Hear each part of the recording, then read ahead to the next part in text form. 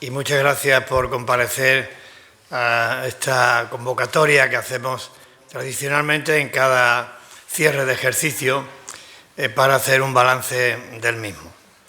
Evidentemente el tiempo es limitado y no podemos analizar todas y cada una de las actuaciones que merecerían ser destacadas de lo que ha ocurrido en 2023, pero trataremos de significar aquello que considero más importante. Y empezaré por lo más inmediato, y son las resoluciones adoptadas por el Pleno de la Asamblea en estos pasados días. Creo que el año se cierra con algunas resoluciones del Pleno de la Asamblea de mucha relevancia política. Me estoy refiriendo, como seguramente presumirán, a la aprobación de los presupuestos para 2024 y el consiguiente plan de inversiones de la legislatura.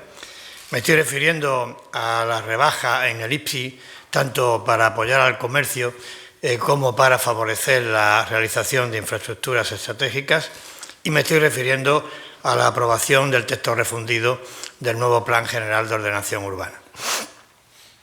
Se han debatido y creo que analizado de una manera muy exhaustiva y muy bien defendidas por parte del Gobierno de la Nación en el Pleno de la Asamblea, del Gobierno de la Ciudad en el Pleno de la Asamblea, pero me gustaría detenerme en esas tres resoluciones, brevemente.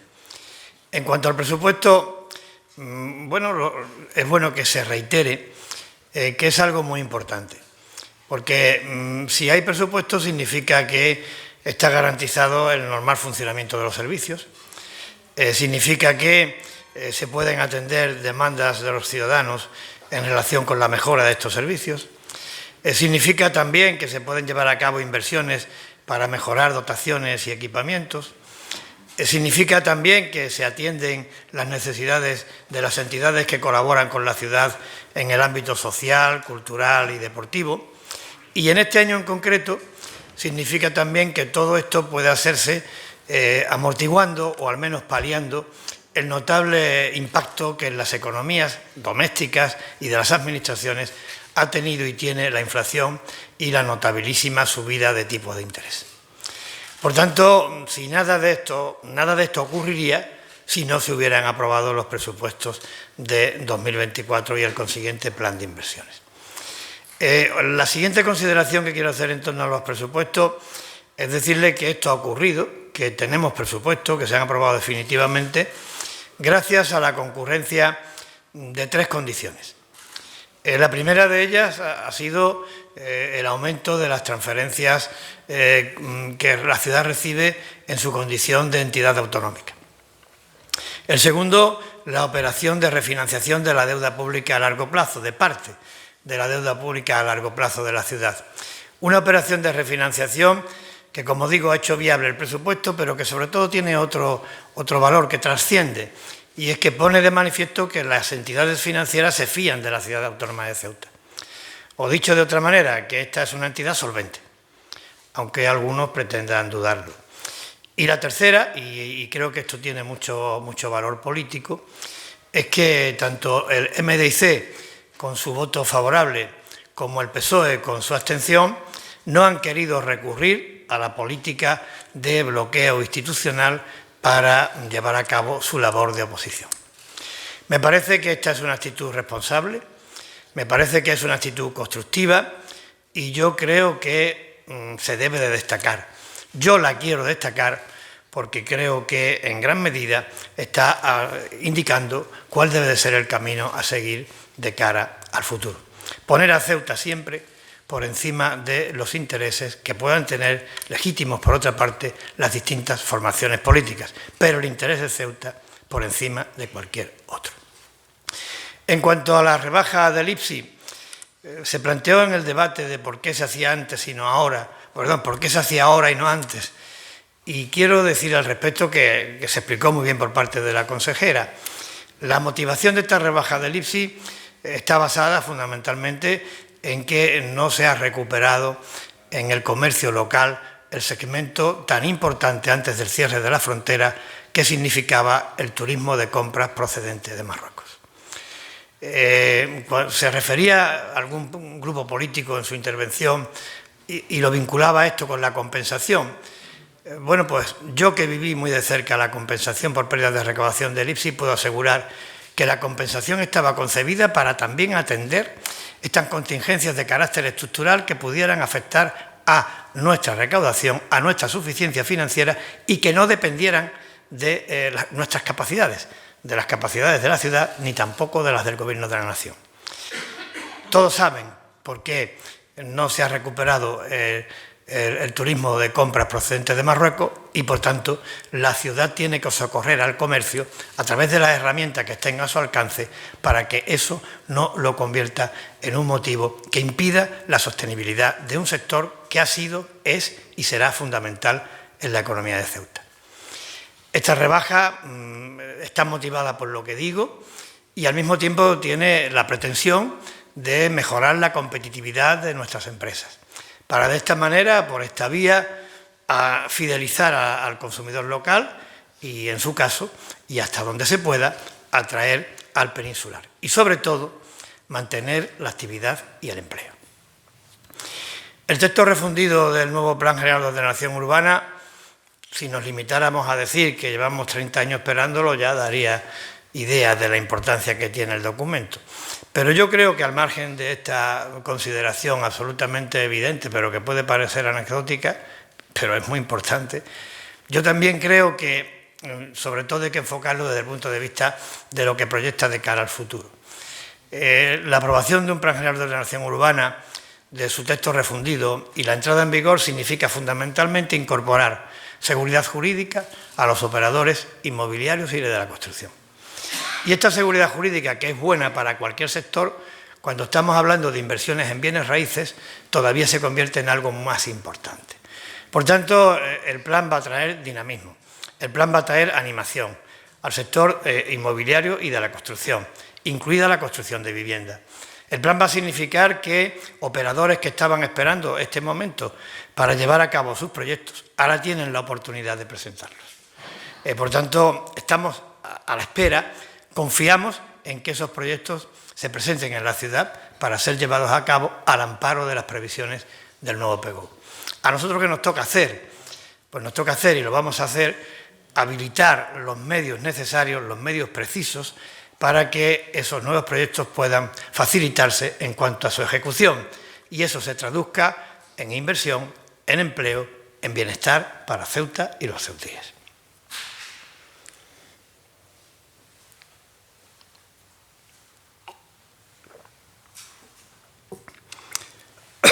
Junto con esto, he tenido que buscar un número y he pensado en el 7. Siempre pienso en el 7. Entonces, he buscado este número para tratar de facilitar la exposición en el sentido de, yo me planteaba, ¿qué 7 cosas positivas puedo destacar al margen de lo ya dicho respecto del presupuesto, el PGO y la rebaja del IPSI? Aparte de esto, ¿qué 7 cosas positivas puedo destacar en el ámbito de nuestra gestión y de nuestras inquietudes y de nuestras prioridades de 2023?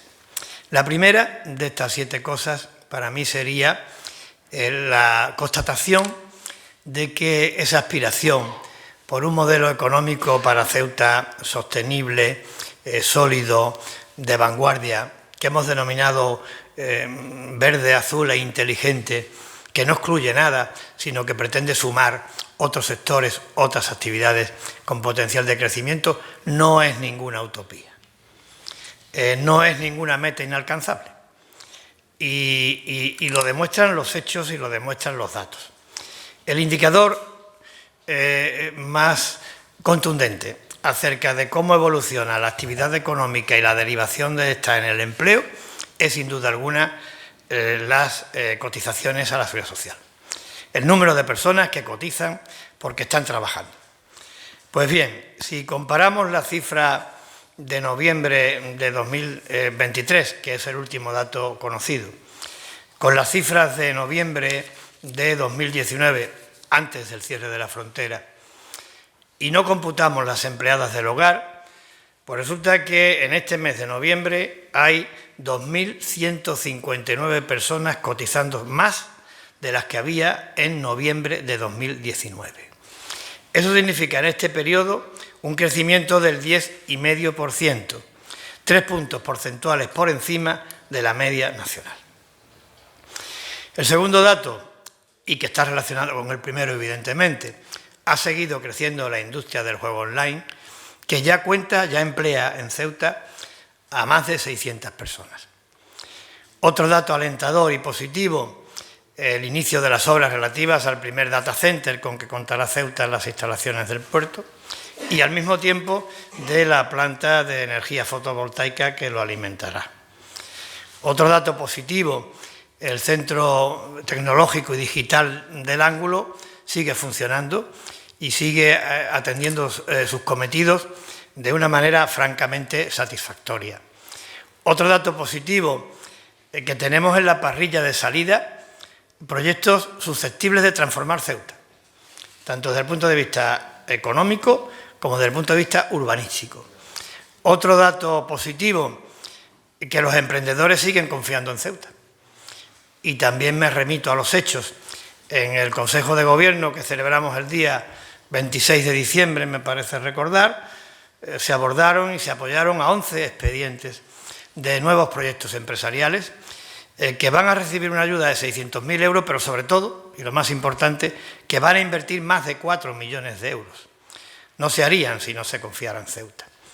Y la última consideración que les hago, recientemente hemos conocido una resolución de la Dirección General de Tributos relativa a las actividades de intermediación que respecto del comercio electrónico pueden llevarse a Ceuta y les aseguro que son muy alentadoras en cuanto a la posibilidad de establecer en Ceuta plataformas logísticas de cara al comercio minorista electrónico. Por tanto, esa es la primera constatación. No es ninguna utopía aspirar a un modelo económico alternativo más sólido y con mayor capacidad de crear empleo. La segunda cosa positiva, pues que el tránsito de personas por la frontera, el control de personas en la frontera, está funcionando.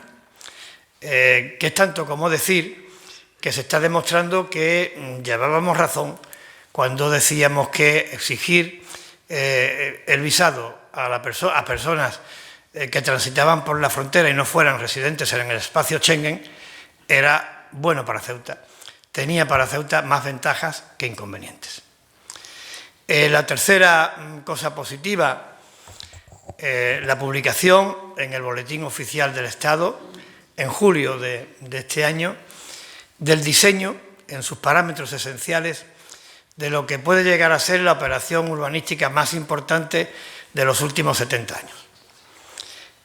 La cesión de suelo por parte del Ministerio de Defensa en una dimensión equivalente al 8% de todo el suelo de Ceuta y en pleno centro de Ceuta, y que tiene establecidas cuáles son las parcelas, cuál es el calendario, cuáles son las necesidades presupuestarias y cuáles son los objetivos. Fundamentalmente, construir viviendas y otros equipamientos, favorecer el desarrollo económico y algo muy importante, pero que no conviene olvidar, fortalecer la presencia del Ejército en Ceuta. Porque de alguna manera también esa iniciativa va enmarcada o va dirigida a hacer más atractivo para los militares, para nuestros militares, el destino de Ceuta. Esta era la tercera. La cuarta también me parece de calado histórico y es la confirmación, fruto del trabajo que venimos realizando entre distintas administraciones, y ahí incluyo a la autoridad portuaria, la confirmación de la iniciativa sobre el tendido del cable eléctrico submarino que nos conectará con la península. Se decía bien el otro día en el Pleno, un cordón umbilical, lo es. Es un cordón umbilical que además va a reportar seguridad, estabilidad y calidad en un servicio tan fundamental, que va a contribuir decisivamente también al desarrollo económico, sobre todo en el ámbito digital y tecnológico, donde la energía es tan determinante para llevar a cabo y para que se materialicen ese potencial de crecimiento, porque va a suponer una drástica reducción de la emisión de gases contaminantes y porque además supondrá una generación de ahorro muy considerable en la generación de la energía. En consecuencia, una iniciativa estratégica, una inversión de más de 200 millones de euros, que significa una apuesta decidida por el presente y por el futuro de Ceuta. En quinto lugar, la licitación reciente de las obras de remodelación de la Nacional 352 en su segunda fase. Ahí se demuestra la vocación de que esa aspiración de una frontera europea en el Tarajal también se demuestre en las infraestructuras anexas próximas a la propia frontera. En sexto lugar, y ya refiriéndome a lo que se refiere en servicios propios de la competencia de la ciudad, me gustaría destacar 4 apartados. Uno muy visible, que son las obras. Se ha iniciado la legislatura, y lo debo decir con satisfacción, con una agilización y aceleración de las obras que se promueven, en curso o que se ejecutan. Voy a hacer una breve referencia, no es exhaustiva la relación. La Plaza Nicaragua, el Parque de Santa Catalina, el Paseo de Benítez, las que se llevan a cabo y se han llevado a cabo en las barriadas Los Rosales, Poblados Regulares, Príncipe Alfonso o Polígono Virgen de África, como digo, obras finalizadas o en ejecución, y en cartera, prácticamente para salir a licitación en las próximas semanas, los proyectos de ampliación del cementerio de Sidi Mbarek, la rehabilitación de las fachadas de Príncipe Felipe y de Juan XXIII y el adecentamiento de la zona comercial de Jadú. Por tanto, este es el primer aspecto que destaco en ese sexto apartado de cosas positivas, las obras. Y en cuanto a los servicios, me voy a detener brevemente en 3. El primero, el servicio urbano de autobuses. Hace un año se tomó la decisión de que Ángel Vicesa se hiciera cargo del mismo. Ha pasado un año, habrá que hacer un balance exhaustivo, pero como una primera aportación a ese balance podemos decir que hay más líneas, que hay más usuarios y que hay mayores ingresos y que hay más ingresos. Por tanto, creo que la primera aproximación es claramente positiva. El segundo servicio al que me quiero referir es al de la Policía Local y Bomberos, que también en 2023 ha vivido una profunda renovación de su parque móvil, una herramienta fundamental para ambos cuerpos. Y en tercer lugar, echarían en falta si no lo comentara, estoy seguro, el de la recogida de basuras y la limpieza pública viaria. En este servicio, 3 iniciativas creo relevantes. La primera, la memoria que encargó el Pleno acerca de qué se consideraba que era la mejor forma de gestión de este servicio, si la directa o indirecta. Esa memoria les puedo decir que está prácticamente ultimada y que en la primera quincena de enero se someterá a la comisión también delegada por el Pleno para que una vez que esta comisión la apruebe, se publique y se lleven a cabo las actuaciones correspondientes en función del sistema de gestión que se elija. También en este servicio se están dando pasos muy decididos para el traslado de la base logística de Benzú a la zona portuaria y también para la renovación de la flota de vehículos, de los equipamientos y de la maquinaria. Con todo esto creo que a medio plazo podemos contar con un servicio de limpieza y de recogida de mayor calidad, viable desde el punto de vista presupuestario y que garantice los derechos de los trabajadores. Estos son los 3 objetivos que motivan las actuaciones que la ciudad está llevando a cabo. Y el séptimo ámbito, la séptima cosa que considero positiva de 2023, pues que ha funcionado la mesa de diálogo social. Que en la mesa de diálogo social se vive un ambiente, una atmósfera de entendimiento y de voluntad de acción unitaria que me parece fundamental para las cuestiones estratégicas de nuestra ciudad. Creo que es un bien a preservar. La unidad de acción, el entendimiento y el acuerdo en el ámbito económico y social es fundamental, es un activo intangible, como digo y reitero, de enorme valor en cualquier momento, pero sobre todo lo es en los momentos críticos, en los momentos exigentes, en los momentos decisivos, en los momentos cruciales como los que vive Ceuta.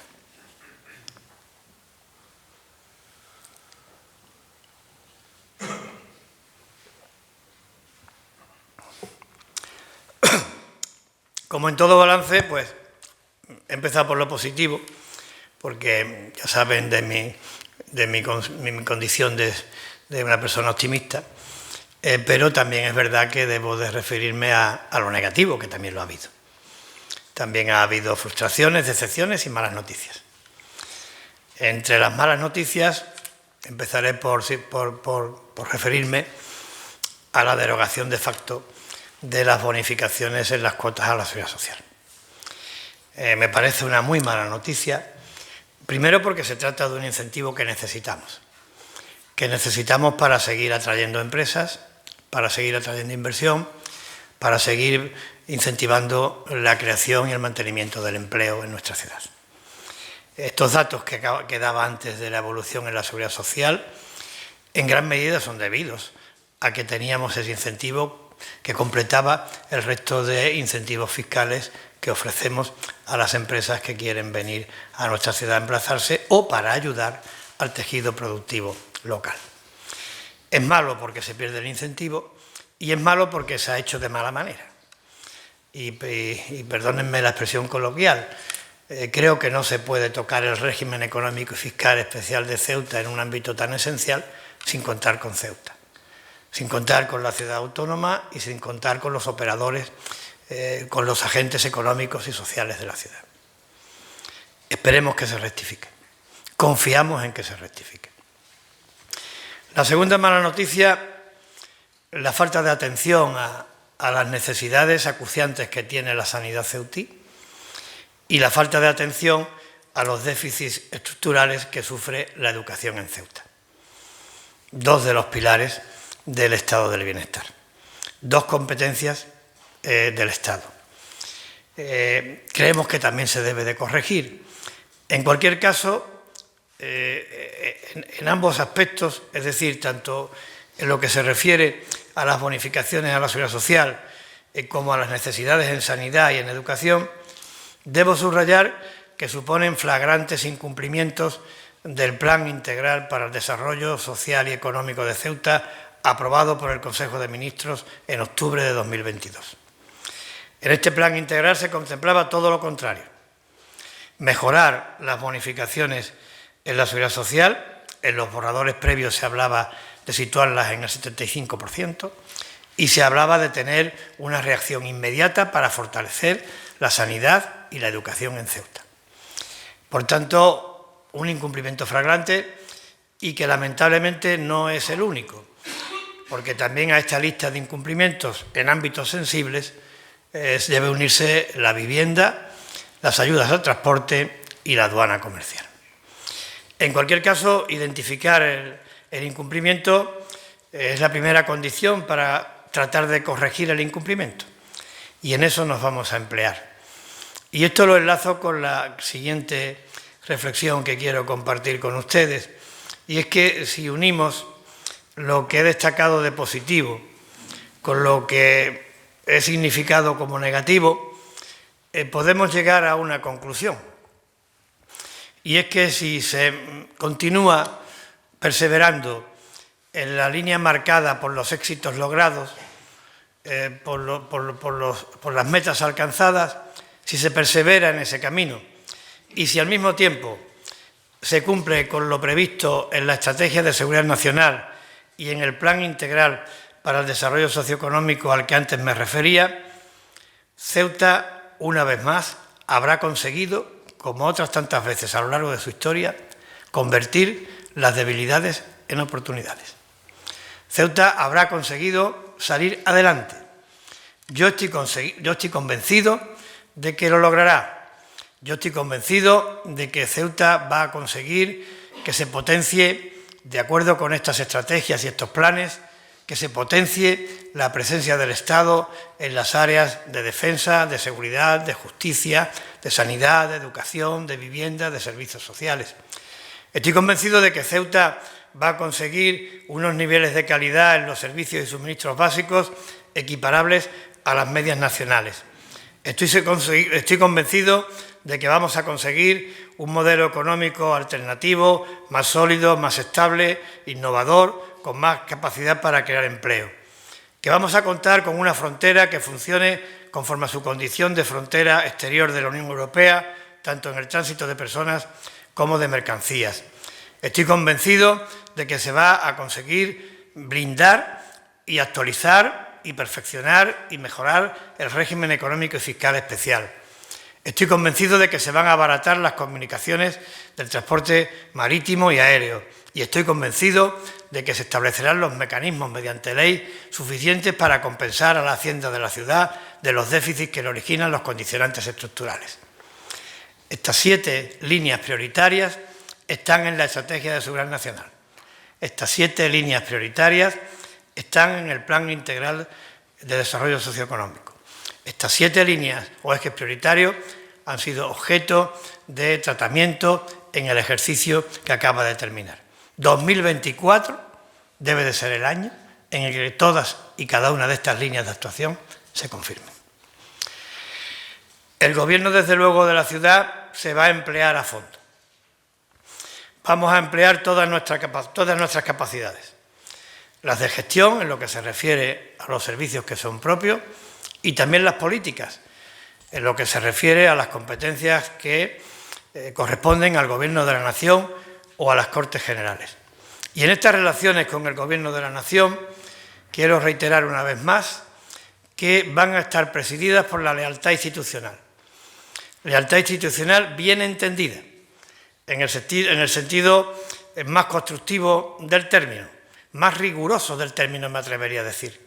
Lealtad institucional para secundar, apoyar y colaborar en todo aquello que sea positivo, y lealtad institucional también para poner de manifiesto los incumplimientos cuando proceda y con la firmeza que proceda. También debo decir que esto que estoy planteando no lo podemos hacer solos. Todo el mundo sabe que somos un gobierno en minoría en relación con la configuración o la composición de la Asamblea. Pero hemos demostrado durante estos 6 meses que ha iniciado de legislatura, desde que se inició, que estamos en minoría, pero muy dispuestos a tender puentes de entendimiento, de diálogo y de acuerdo. Y esto es lo que vamos a seguir haciendo, tender puentes de entendimiento, de diálogo y de acuerdo, porque solo no podemos y porque, aun cuando pudiéramos, no deberíamos de hacerlo solos, si queremos que las cosas se mantengan en el tiempo, sean duraderas y estables. Y además voy a decir una cosa, y no quiero que suene a petulancia, con nosotros es fácil entenderse, porque tenemos las reglas, el marco, los lindes, los límites muy definidos y muy amplios. Son claros, son 3. Coinciden con los pilares, a nuestra manera de entender Ceuta, en los que se sostiene nuestra ciudad. El primero, la defensa de nuestra españolidad, de nuestra inquebrantable e irrenunciable españolidad, de nuestra soberanía y de nuestra integridad. Una integridad y soberanía que no dependen de ningún grupo político, de ningún partido, de ninguna sigla. Una integridad y soberanía que están garantizadas por el ordenamiento constitucional, que ampara el derecho, que acredita la historia y que quieren los ceutíes. Lo digo nuevamente, todos los ceutíes, recen como recen y se llamen como se llamen.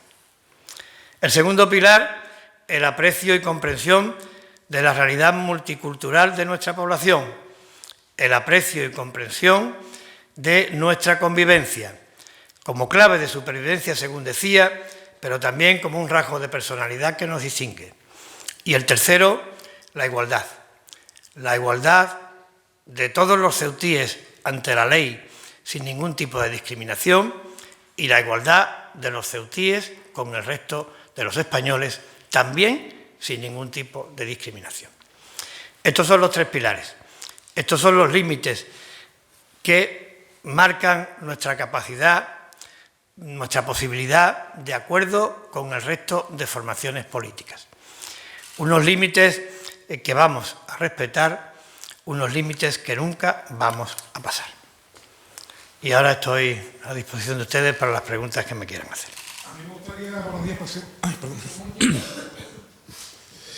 Me gustaría, buenas tardes, presidente, formularle un par de preguntas sobre dos cuestiones que usted ha mencionado. Por un lado, habla de que Ceuta se puede convertir en un centro importante desde el punto de vista del comercio logístico. No sé si hasta qué punto nos puede informar de cómo están las gestiones en ese sentido. Y por otra parte, ¿tiene decidido o pensado el Gobierno de la ciudad el destino de la actual planta de Trace en Benzú? Empezando por la segunda, porque es más fácil, ¿no?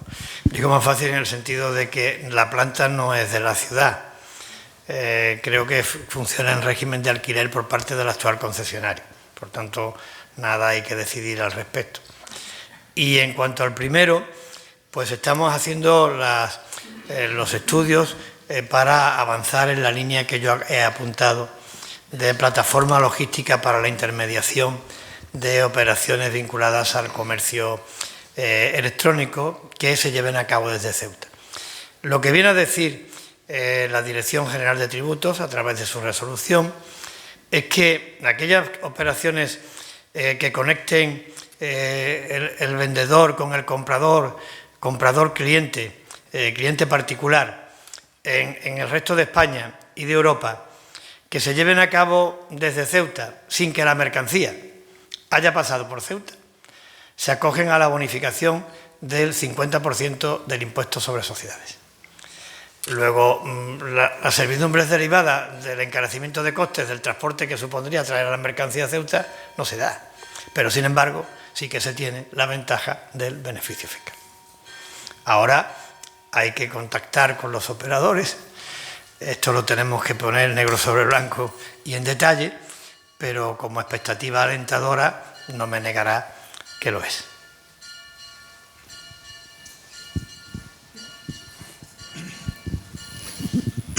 ¿Qué hay hoy? Buenas tardes, presidente. Buenas tardes. Precisamente sobre este asunto, ¿cuál sería la capacidad de la ciudad de Ceuta, teniendo en cuenta que estamos en un proceso de mejora tecnológica, cuál sería la capacidad para poder acoger a estas empresas? ¿Cuál sería el desarrollo y si se tiene pensado a 5 o 10 años que esto realmente se convierta en una alternativa y no en algo puntual? Sí, aspiramos a que se convierta en una alternativa.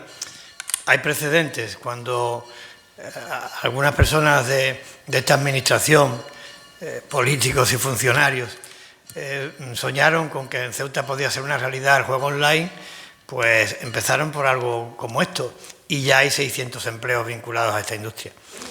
Hay que cumplir con 3 funciones fundamentales.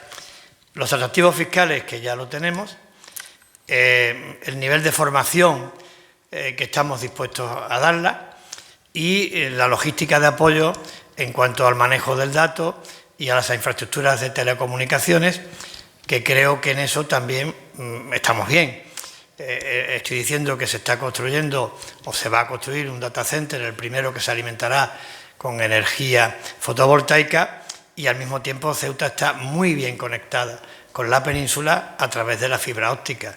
Hay, creo que en estos momentos, 3 cables o 4, no sé si son 3 o 4, ¿son 3 o 4? 3 o 4 cables de conexión de fibra óptica con la península, pero creo que el cable submarino incorporará 2 más. Por tanto, creo que tendremos una capacidad suficiente para ese aspecto tan fundamental como es la conexión vía telecomunicaciones con la península y el resto del mercado comunitario.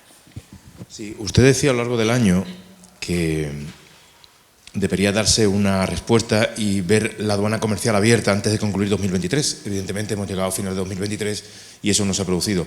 ¿Cuál va a ser el paso que va a dar la ciudad en 2024?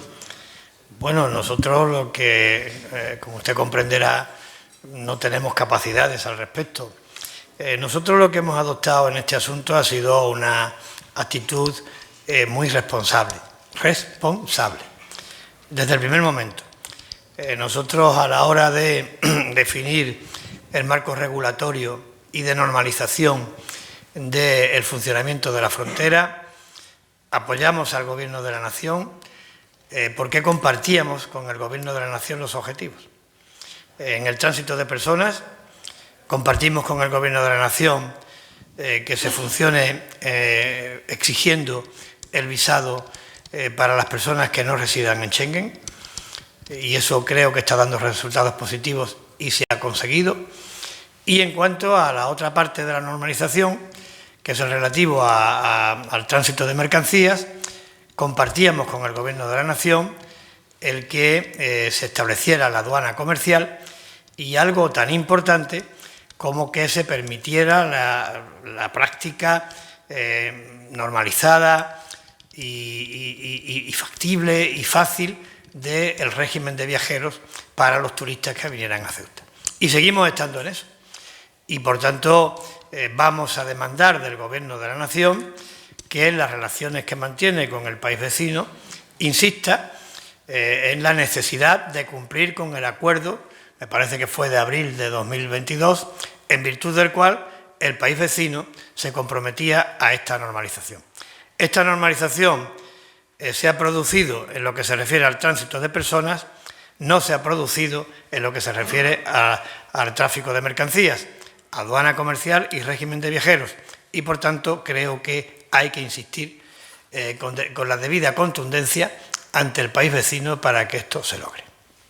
¿Cree que esta situación genera cierta desazón? El ver que algo que supuestamente sería relativamente sencillo ponerlo en marcha, ya existía en Melilla como tal, se tarde tanto.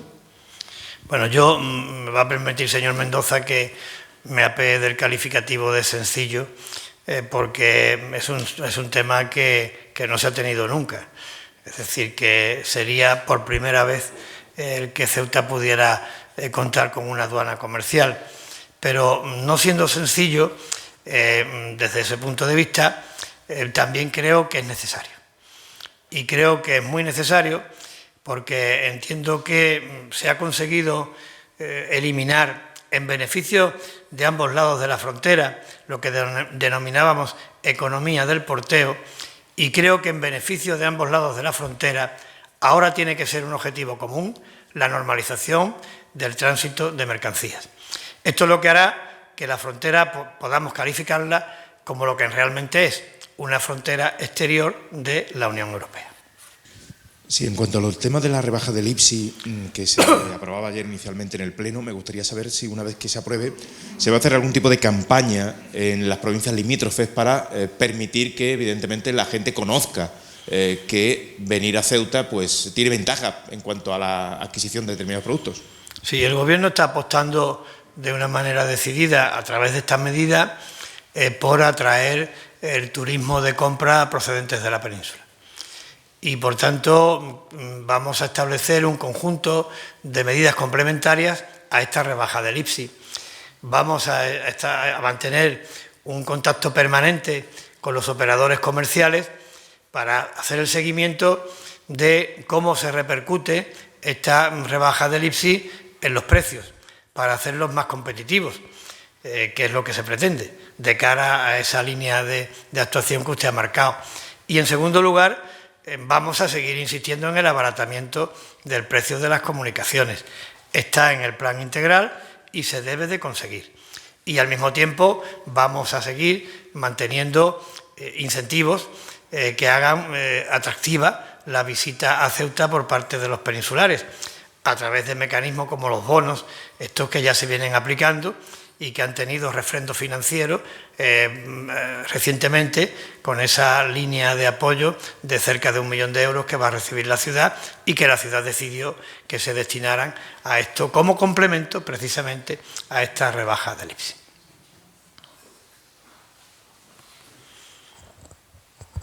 Sí, presidente, yo le quería preguntar, al hilo de polémicas pasadas con la tributación de grandes multinacionales en Irlanda, en Luxemburgo o en Holanda, que han llevado incluso a un acuerdo mundial para tratar de dejar el impuesto de sociedades unificado en todo Occidente, en el 15%, no sé si puede considerar, por un lado, que a lo mejor llegamos tarde a lo de ser plataforma logística para el comercio online, y por otro lado, si es poner el foco demasiado en Ceuta, porque alguna vez también le he escuchado decir sobre el REF que igual mejor que Bruselas no nos fiscalizara demasiado el asunto. Bueno, en este caso es que no estamos incorporando ningún elemento nuevo al régimen económico fiscal especial. Ya existe. Lo que ha hecho la Dirección General de Tributos es interpretarlo. Yo creo que el régimen económico fiscal especial de Ceuta no está cuestionado y no está en riesgo, lo digo con toda sinceridad.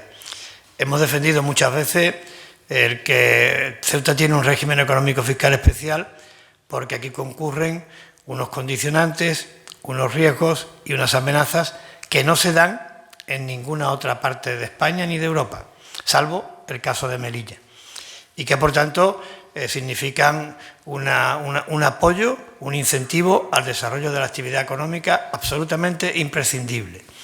Imprescindible y que, insisto, no está en riesgo, porque hay que clarificar nuevamente, conviene subrayarlo, que Ceuta tiene un régimen económico fiscal especial, pero Ceuta no es un paraíso fiscal. Lo que está perseguido en el ámbito europeo son los paraísos fiscales, pero Ceuta no lo es. Esto es una justa compensación con amparo constitucional y con amparo por la propia normativa europea, como se recoge en el Tratado de Adhesión de España a la Unión Europea, como digo, absolutamente consentido y permitido por parte de las instancias tributarias nacionales y comunitarias. Aspiramos a mejorarlo y creemos que se debería de mejorar básicamente dándole un repaso, actualización, revisión a la fiscalidad indirecta, a nuestro IPSI, para ajustarlo debidamente en su mecánica tributaria y liquidatoria al IVA. Siempre sería un IVA reducido, pero esto ayuda a la normalización con el resto de territorios que forman parte de la Unión Europea, y también esa reiterada aspiración de modificar el artículo 33 del impuesto sobre sociedades. Modificación del artículo 33 del impuesto sobre sociedades para que todas las empresas que creen empleo en Ceuta se puedan bonificar en la base imponible en una cantidad determinada, con independencia de que en Ceuta no cierren el ciclo mercantil o no tengan la sede. Esto nos parece que sería de una enorme potencia para generar empleo, que es lo que de verdad nos interesa a todos. Señor Viva, disculpe, yo quisiera hacerle otra pregunta fuera del ámbito económico. Me gustaría saber por qué el ofrecimiento que hizo el señor Gutiérrez en verano es o parece diferente al que ha hecho ahora en diciembre, porque entonces había mejor entendimiento por alcanzar un gobierno de coalición y ahora no. Me gustaría que estuviera aquí el señor Gutiérrez para contestarse, señor Mendoza, porque el señor Gutiérrez fue el que en verano dijo que era imposible llevar a cabo un pacto de gobierno con el Partido Popular. Y el señor Gutiérrez fue el que en verano dijo que la línea a seguir tenía que ser la de acuerdos en los temas fundamentales y en favor de la estabilidad y la gobernabilidad de Ceuta, que es la línea que estamos siguiendo. Yo, insisto, le quiero agradecer públicamente al señor Gutiérrez y al Partido Socialista el comportamiento de responsabilidad y de actitud constructiva que han tenido estas últimas semanas para aprobar el presupuesto, para aprobar el PGU, para aprobar las rebajas en el IPSI al consumo. Creo que lo que ha ocurrido esta semana es la línea que todos debemos seguir. Hurgar ahora sobre lo que pasó este verano, quién actuó debidamente, correctamente, quién no lo hizo, creo que no significa construir. Yo creo que tenemos que construir desde la voluntad de la mano tendida, del diálogo, del encuentro y del acuerdo. Y esa va a ser nuestra actitud.